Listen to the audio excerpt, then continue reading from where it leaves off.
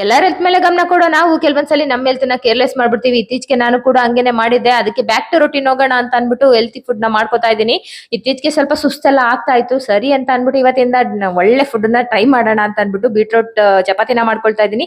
ಅದು ಎರಡೇ ಚಪಾತಿನ ಮಾಡಿದೀನಿ. ಯಾಕೆಂದ್ರೆ ಬೀಟ್ರೂಟ್ ಚಪಾತಿ ಅಂದ್ರೆ ಮನೆಯವ್ರಿಗೆ ಇಷ್ಟ ಆಗಲ್ಲ ಅನ್ನೋದಕ್ಕೋಸ್ಕರ ಎರಡು ಚಪಾತಿ ಅಂದ್ರೆ ನನ್ಗೆ ಒಂದ್ ಚಪಾತಿ, ಅಜ್ಜಿಗೆ ಒಂದ್ ಚಪಾತಿ ಅನ್ಬಿಟ್ಟು ಇನ್ ಮಕ್ಕಳಿಗೆ ಮನೆಯವ್ರಿಗೆ ಎಲ್ಲಾರು ನಾರ್ಮಲ್ ಚಪಾತಿ ಮಾಡಿದೀನಿ.